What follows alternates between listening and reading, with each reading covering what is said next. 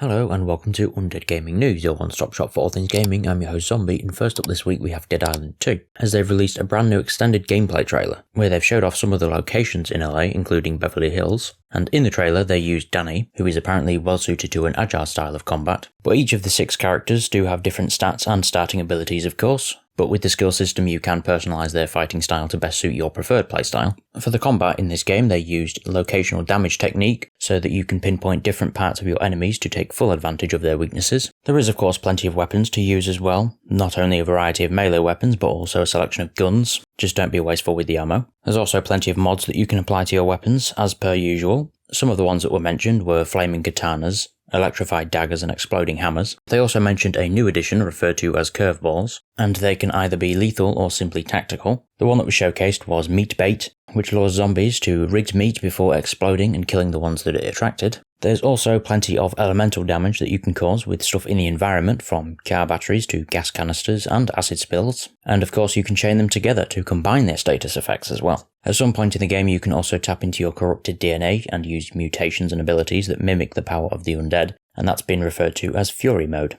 Also in the news though is Elden Ring, as From Software have released a new tweet announcing an upcoming expansion that is currently in development. An attached image shows an extinguished Erd tree with a lone figure standing in the distance among a field of spectral gravestones, and the confirmation has been well received, especially after months of speculation and rumours. However, we'll still be waiting a while before we have new details or a full reveal. In other news, The Outer Worlds is getting a new polished up version, referred to as the Outer Worlds Spaces Choice Edition, and it will bring you the base game and both DLCs alongside a suite of graphical and gameplay tweaks. The new edition of the game will release on March the 7th and promises higher resolution graphics, a dynamic weather system, overhauled lighting and environments, improved performance and load times, enhanced details on characters and an increased level cap, and much more. However, if you already own the game and all of its DLC, you won't be upgraded to the Spaces Choice Edition for free, but you won't have to buy the new version at full price either. It will be heavily discounted for you. Over on Ubisoft's side of things, Ubisoft Montpellier, the studio developing Beyond Good and Evil 2, has lost their studio head, with reports claiming that the company faces labour investigation from local government authorities. According to a new report,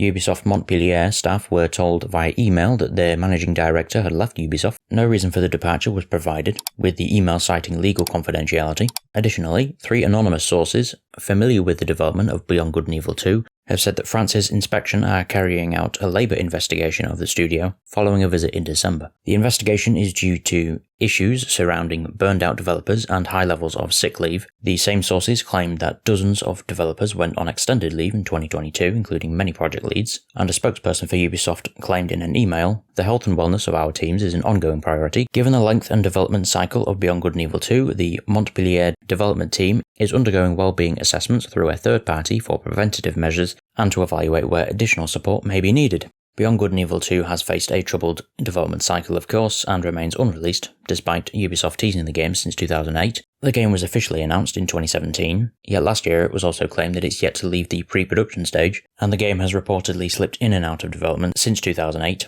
Last August it was also announced that Sarah Arellano, who previously worked on World of Warcraft and the Saints Row reboot, would be taking over as the lead writer for Beyond Good and Evil 2. As for our final story this week, QV workers for Apex Legends say they've been laid off months before their contract was set to end, being told the news with no prior warning. 2 of the affected workers say that the contract terminations will see more than 200 devs out of work, with seemingly no attempt to put them on other games. One of the workers says that they feel they've been replaced by a team in the UK that they'd been training up, although they haven't been given a reason as to why EA needs to terminate so many contracts. Another who lost their job just hours after their night shift ended says it's due to EA seeking to hire globally, seemingly supporting the idea that the British team that they helped train will now take their jobs. The layoffs affect workers from Baton Rouge, Louisiana. While they may have been contractors, they did work for EA for years, on multiple games, although more recently they'd solely been focusing on Apex Legends. One worker says, "I'm on night shifts, so my shift ended at 1 AM. At 5 AM we received an email informing us the office was closed and there would be a mandatory Zoom meeting at 8 AM. In the call we were told they were doing away with the Baton Rouge QV testing team